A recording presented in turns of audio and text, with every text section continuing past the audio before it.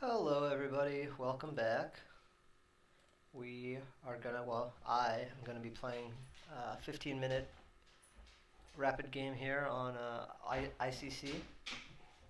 Um, if you hear noise in the background, that's my dog, Bowser, playing with his ball.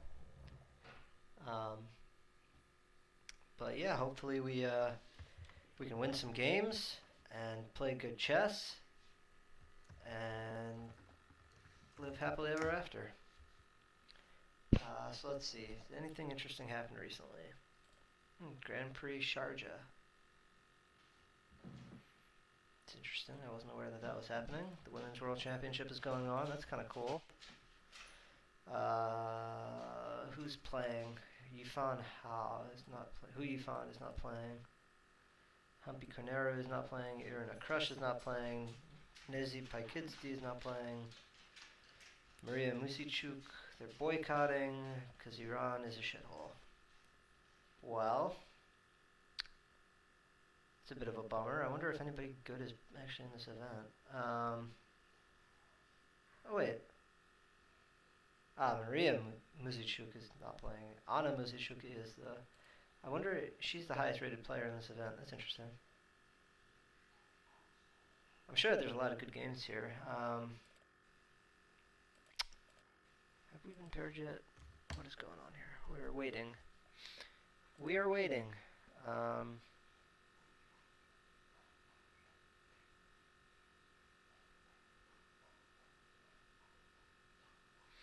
Antonina Stefanova is really good. Same with Alexandra Kosteniuk.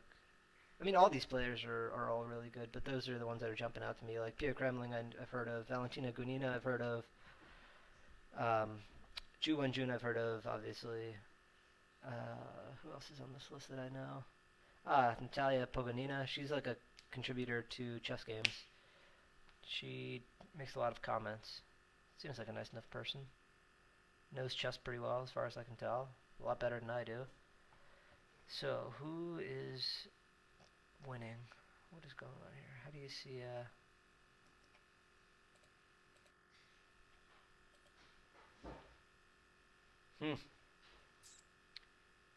Interesting.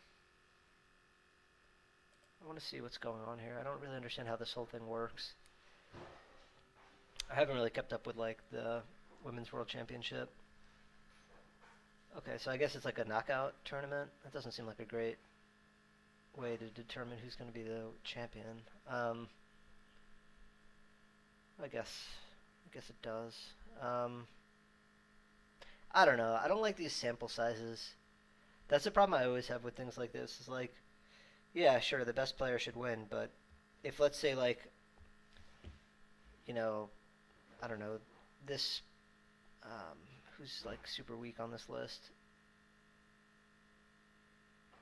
I thought I saw 2300. Okay, so let's say that this person, Nino Krishizde, let's say she like wins the first game or something, just by some like, let's just say like Antonetta Stefanova has like a bad game or something, and she loses in her first game. Wow, we kind of butchered that. She the event is set up in such a way that like, um, that basically spells the end of her tournament. And I don't really like that because I think if they were to play a match, statistically speaking, Stefanova should be beating that other person, uh, but I guess that's sport. I guess that's competition. I probably shouldn't complain about it. It is exciting. It's exciting for the fans. This is the Grunfeld. I hope that he plays into the opening that I want him to play. So this is like the old way of playing it. I happen to really like this variation. Ooh, good. I like this. I really hope that he... God damn you. So he played this move, Bishop D7, which I don't really know super well. I think his idea here is to go Queen C7. Rook C1 seems interesting. Queen D2 seems interesting. Let's go Rook C1. Rook C1 is a normal move. Queen A5, but I haven't put my queen on D2 yet. It didn't even give me a chance to do that. Okie dokie. I wonder if I can play F4 here. What's his idea? Take, take. Take on d4, I take on d4. He takes with the knight, I take with my knight. I'm defending it a bajillion times, roughly. He wants to play probably like rook fd8, which seems reasonable in theory. I wonder if I can go f4, f5, though, immediately. That is my question, because queen a5 is, I thought was bad, or not bad, but I thought you're supposed to play that after they play queen d2, so when they take on d2, then it makes it awkward for white to recapture with the c-pawn, because then you trade the queen, and the bishop takes the queen, and the bishop is no longer defending the d4 pawn, and then all of a sudden things start to go terribly wrong for white, and as you can tell, I've probably played that blitz game a half a dozen times. I don't know, let's go f4. f4 and maybe queen e1. Well, f4 and f5. I mean, it doesn't hurt to ever play f5 in these positions. It's good to be aggressive. Be aggressive. I don't love the queen on that a5 square. I mean, it's very normal-ish, but I just don't think it's that special right now. Like, I think a lot of the time the knight wants to go to a5. That was what I remember, anyhow. Bishop g4. Yeah, that's okay, though, I thought, like, let's pretend I go f5, and he takes on d4, I take on d4, he takes with the knight, I take with the bishop, he takes with the other bishop, I lose a pawn with check. It's a bummer.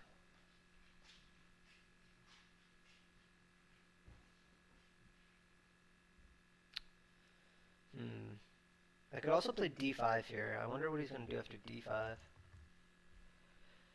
Because d5, like rook fd8, queen c2 maybe. I feel like we're entering territory that I'm not very familiar with, but this is interesting to me. d5, bishop c3, rook c3. Or knight c3 rather. Well, d5, bishop c3.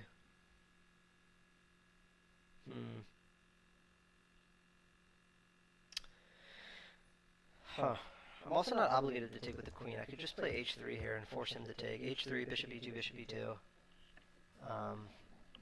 cd, cd, knight d, bishop d, check, queen d.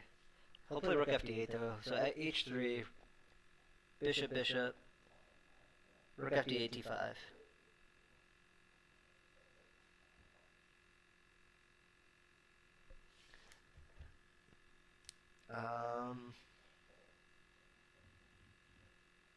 And if I just go f5 here, what's his idea? What if I go e5? e5 seems interesting. Oh yeah, e5 seems kind of crazy. e5. We'll definitely block his bishop in. I kind of like that idea. Opens up the f5 square for his bishop though, but I can play knight g3. Ah, fuck it, let's go for it. What do I have to lose, really? It's just a chess game. No one dies if I lose this game. Whoa, my rating's above 2,000. Wow, look at me. I'm the king of the 15-minute pool. I've got a high rating now. I can start condescending my peers. Sure, we take that. Yes, that seems very reasonable. Almost a little too reasonable. Maybe he's part of the Bilderberg group. Sorry guys, I've been listening to a lot of Alex Jones lately. I'm kind of going off rails. Queen b3. Bishop e2, bishop f7 check. King h8. Eh.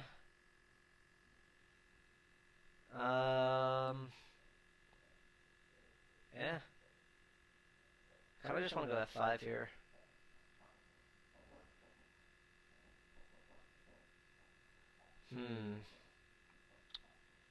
Very intriguing position.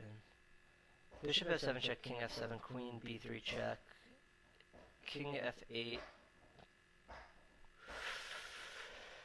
king f8, queen b7, bishop e2, and that doesn't seem to work.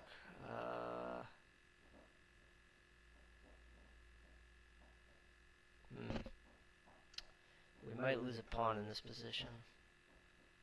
d5. Knight b4 is always going to happen. That's kind of annoying.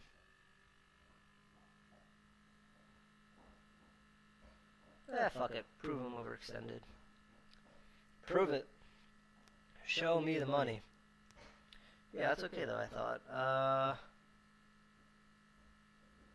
thought that was fine for me, actually. Ah, now you're on this pawn though again.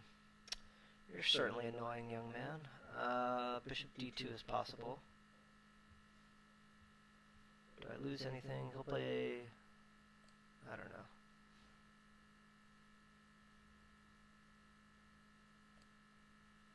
Show me the money, Larry.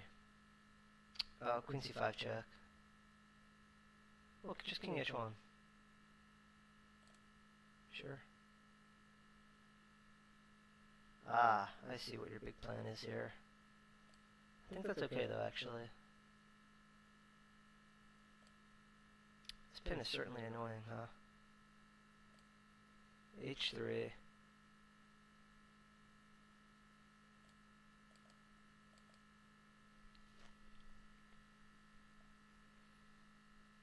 I'm not thrilled about losing that pawn, but at the same time, like, his bishop is a forever prisoner. So it's not really a big deal in my opinion.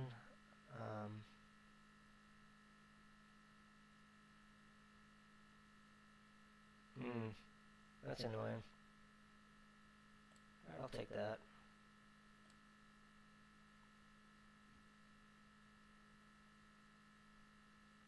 Sure. Sure. I could take his rook with check, he'll take. And then I'll take his bishop. And then I'll have a bunch of pieces for the queen. Is that what I really want to do, though, with this amount of time?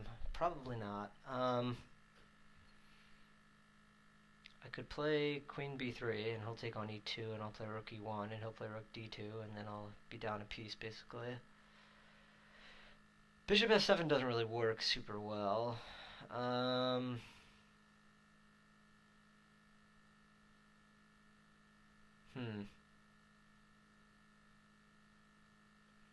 Queen d8, rook d8.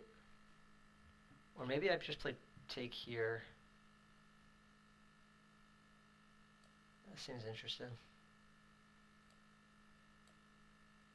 Who am I to try to keep my queen?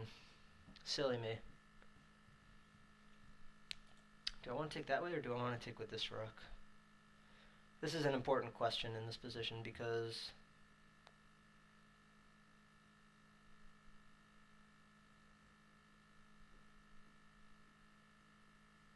I don't know. I kind of like the idea of sacrificing my queen for some sort of material imbalance here, just because objectively my position is worse. I'm down a pawn. Yeah, fuck. I am down a pawn. That's fine. We're just gonna have to do this the old-fashioned way, folks.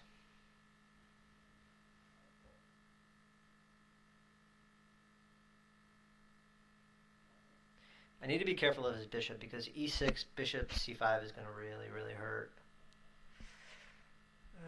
Knight d4 though, maybe. I don't want to lose the f4 pawn though. Yeah, this is bad. I'm losing here. It's not too horrible because the position is super unbalanced and it's difficult to play. Like, he has to find this idea of e6 and bishop f8 first. Yeah, but that doesn't work because I just take here with check, right? Take with check, king takes, rook c8, queen e2. Fuck.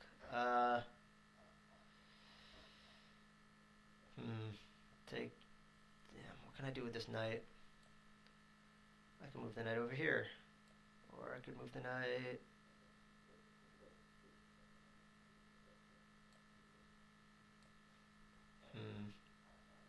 This is certainly annoying. Knight d4...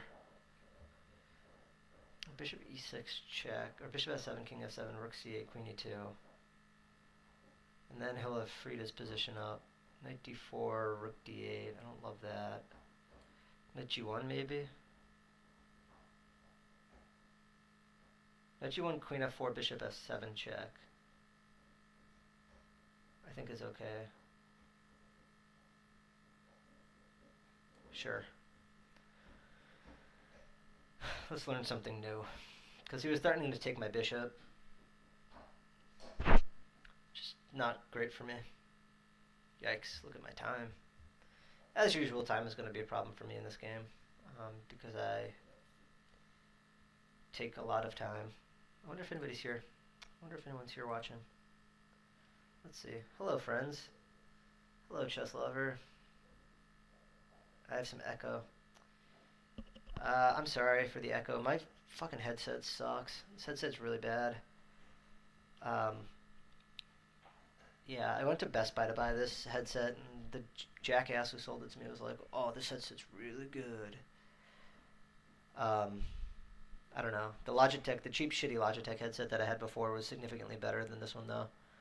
Bishop f7, king f7. I don't know. Let's try it. Bishop e5 is possible. Sure. I could go knight f3 here. Could also play rook f1 check. Rook f1 check is probably better. Because I am a patzer, and patzers like to play check. Now knight f3 I think is interesting. Let's put the kibosh on a lot of his stupid shit that he thinks he has going on here.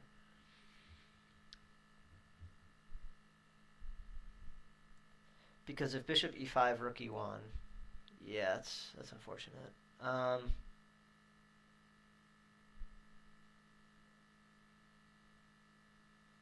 wonder if there's a way to, like, I need to get his queen to the e2 square somehow.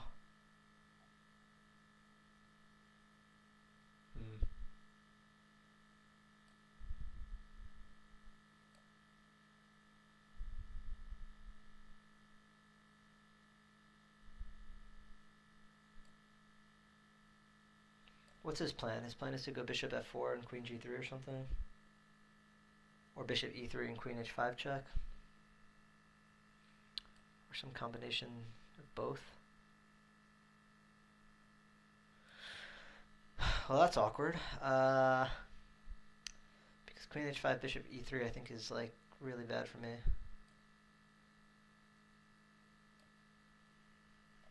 Let's try to defend that.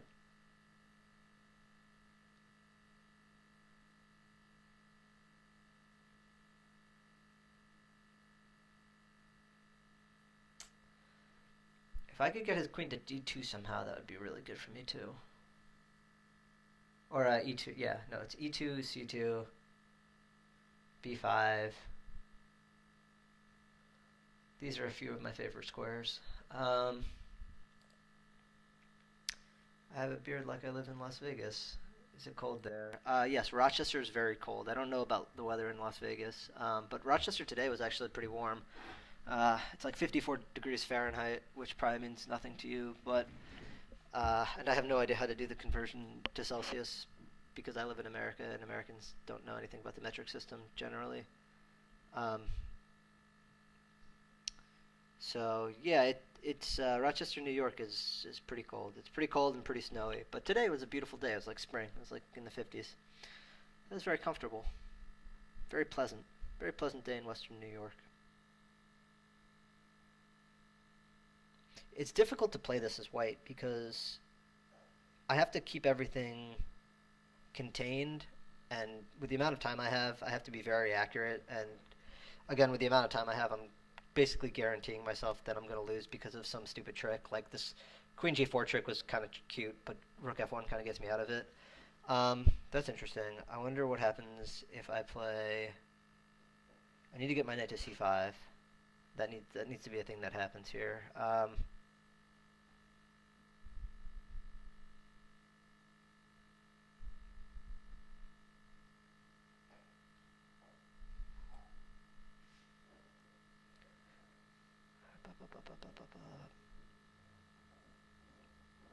Yeah, if he starts taking my pawns, I'll just start taking his pawns. Although his a5 pawn is going to be problematic for me because it's a dark square a1.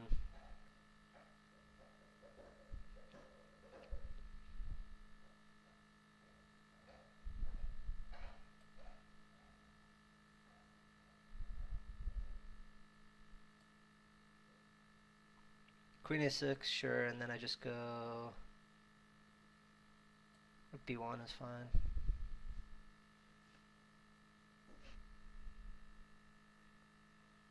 I should have played it the other way. I should have played Rook FB1. In retrospect, that would have been a lot smarter. This guy seems to think I care about his little queen moves.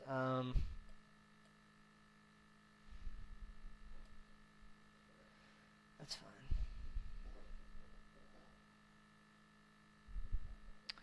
He needs to be careful here because, yeah, he's not losing.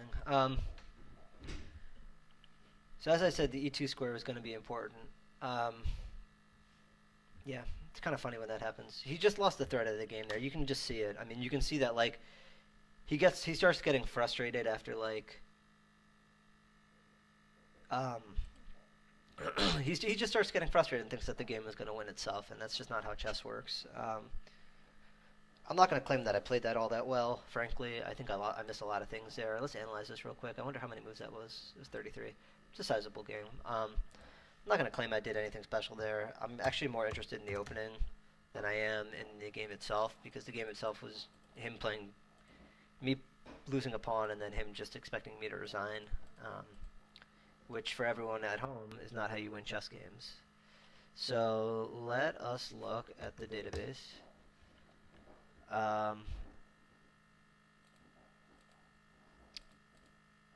This is such like a non-committal move. Like the line I was hoping that he would play is this line, right? This is what I wanted him to do.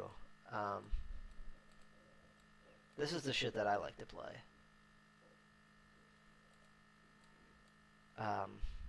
This is what I enjoy. These are the kinds of lines where it's like really unclear and things are completely crazy. I think they go like rook c8 here, you go knight f4, or maybe you go bishop d7, you go king h1. They go like rook e8 here or something. You play like e5 or something. I don't know, something like that. But those are the positions that I like to play, because those are crazy, crazy positions that are just a lot of fun, and chess should be fun.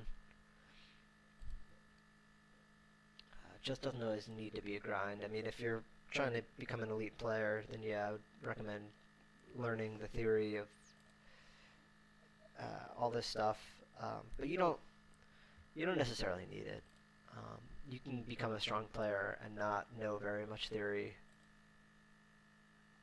And it seems like the stronger the player is, the less theory they know. Like you'll meet a lot of amateur players who know, like, who are all booked up. They know like 15 lines in the Sicilian Sphenigen, but you make like one move that like they don't know about or like they haven't seen before, and they just crumble.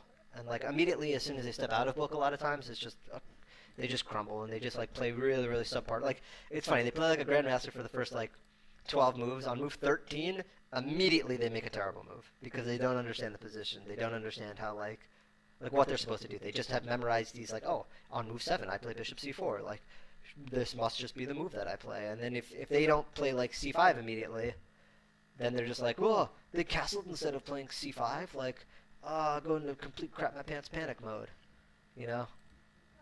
And that's you know, you want to be a more well-rounded player than that. You want to have an understanding as to, you know, not only should you do something, but why you're doing it. Because it's important. It's important that you know the middle game ideas. The middle game ideas are more important than memorizing basic opening moves. I'm playing this sort of out of order, but we're going to transpose. It doesn't really matter in the scheme of things. Castles, castles. Hey, look, we're in the transposition. Bishop g4. If my internet would work faster. f3. Bishop d7 is a move that I don't know very well.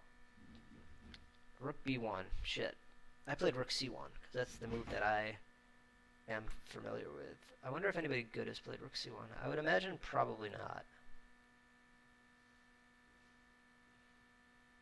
Oh, here's Anton Korobov. When was this? 2002? The under-18 championship? Yeah, he probably didn't know the theory. That's probably why he played rook c1. I'm sure he probably didn't come up with anything like special in this game. He was probably just trying to like get the other guy out of theory, or Jerome Pickett. Oh, it's a blind tournament though. Who gives a fuck about those? Vladimir Georgiev, is that who this is? Yeah, Vladimir Georgiev. Okay, well that's kind of interesting because he's a very strong player. Walter Brown, it's from 1990 though. I don't really care about that game. Which is not to say that old games are bad. Old games are fantastic, but as far as openings go, 1990 might as well be like fucking Paul Morphy. Um, I'm being a bit hyperbolic, but you get the point. Has there been any recent games between people who are actually good? Maxim Rothstein versus Evgeny Romanov. Is that who this is? Yeah, Evgeny Romanov. The World Under 20 Championships. I don't know. Alexei Kuzmin. He's got a lot of interesting opening ideas. But I'd have to imagine that, like, so if we just go back here, I'm sure that if I go to Bishop D7 and Rook B1, I'm sure there's going to be a lot more games of people you've actually heard of. I'm kind of a freak in this way that, like, I know, like, oh, I know who Vladimir Georgiev is, and, like, Jerome Pickett, and, like, all these guys, but, like, I'm sure most of the players on this list you guys would have heard of. Like, I bet Nakamura's played this at some point, or, like, yeah, Aronian. And Nakamura, yeah, of course, Nakamura has played this at some point. He actually lost to Peter Svidler in 2011. But this is how you know that, like, these lines are better, because you immediately can see, like, oh, look at these years, right? And look at these players. Aronian, Nakamura, Etienne Bakro, Vladimir Ivanchuk, or Vasily Ivanchuk, Bakro, Anton Korobov, Etienne Bakro. Like, here's how you know that the other line isn't as good, because in 2013, Korobov is playing it a different way, right? So he figured out what he was supposed to do there and played it differently. Hey, Lembet Ol. Is that his name? Yeah, Lembet Ol. God damn. Anyway, so what I played was reasonable, but just not the line. Yeah, even the computer finds Rook B1, which is somewhat astonishing. Queen A5. See, I didn't like that move. I wonder what other players are doing after Rook C1, Queen A5. Is Queen A5 like the refutation of Rook C1? Whoops, wrong one.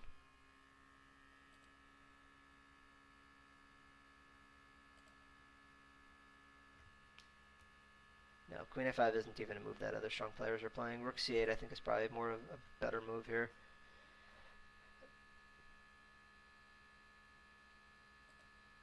Queen D2 maybe, then Queen A5? Yeah, Queen A5 comes after Queen D2. I know that. I know that much. That much I know. I may not know any theory, but I know that much.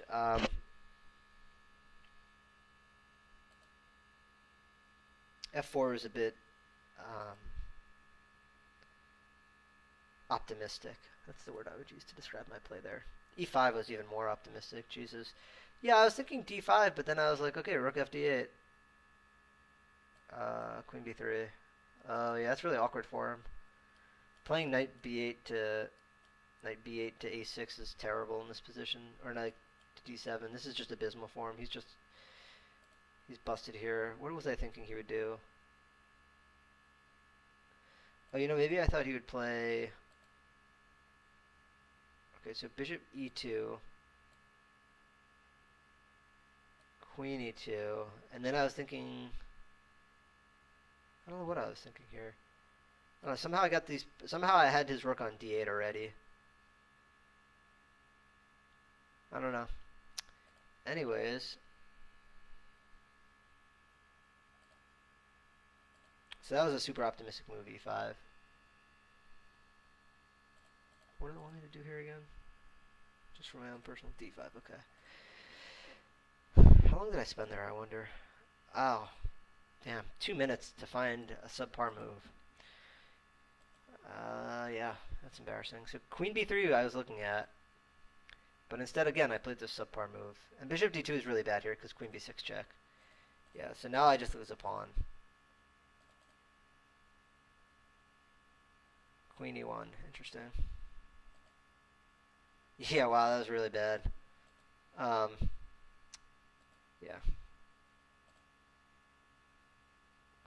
But okay, I mean, you know, you gotta keep fighting, right? I thought he should play this move. I thought that would have been a lot better. Because now his bishop is out, and he's always threatening this thing, and he can play like E5, E4, and then the whole house comes down. Because this is superficial. This is where I think he starts losing the thread of the game. Because Because I think that this is a superficial move, and I think that like rook f1 check is fine, king e6. Now he's got like, now it's kind of awkward. Like his king being stuck in the middle here is like a weird, it's like a weird thing, and this is what invariably gets him into trouble. So here I thought he should have played bishop h6. I thought was actually really good because his idea is to play here and play this check, and then oh, actually, you know what? I can defend that, but then he'll play. Oh, he could like move it back to here, but that actually doesn't work either because the rook covers. Anyway, wait, what do they want me to do in this position? Rook c3. Wow, okay. Played pretty accurately. That's kind of nice. It's always nice when that happens. Yeah, I should have held my pawns because you can play b6 here. I thought that was the best move. Again, here I thought he was he was. I don't know. I thought he was playing. I thought he was losing the thread of the game here. So again, like, this is superficial because the rooks can defend each other.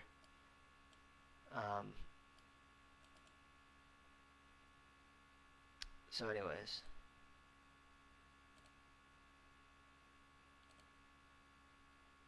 And then here he makes a horrendous blunder and he just resigns because his check is saddled up. So it's nice to win that game. I mean, it's nice to beat an opponent that that has a high rating. I wonder what my record is against that guy. I feel like we've played before. Oh, I beat him. I feel like I played him pretty recently. I feel like I might even have video of me beating him.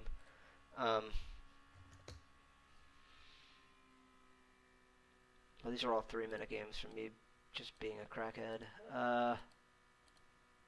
Yeah, I was being a total nut job last night. I actually got paired with my friend Steve in the 3-minute pool. Yeah, I lost a lot of games last night, huh? A lot of losses in there. Everybody loses, though. That's alright. Ain't nobody play who didn't lose. And lose a lot, as a matter of fact. Losing is, you lose more often than you win a lot of times. At a certain level, I guess. Well, no, that's not even true. I guess at a certain level, you start drawing more games than you win or lose. Yeah, that's interesting. I think right now my record is, my like official USCF rated game record is I've won more games than I've lost, but I also play in tournaments where I'm like one of the higher rated players there, so the expectation is that I would win more games. But in a situation where I'm playing among my peers and my equals, I should be 50-50, but you get the point. Anyway, what did I want to see? Yeah, I want to see if I've played that guy actually. Well, anyhow, that's not really relevant. But alright, well, does anybody have any questions? Anybody have anything they want to say? Thank you, Nikolai Pavlov, for joining me today. It's really awesome of you. But yeah, so I don't know if I'm going to do this again tomorrow. I wasn't planning on doing it today, but I was feeling kind of bored and restless. So yeah, so thank you everybody for joining me. Read my blog. Follow me on Twitter for the next time I play. And if you've missed a video, catch up on YouTube. But other than that, I hope everybody has a great weekend. And, stay frosty on the Shabbos. So, see you.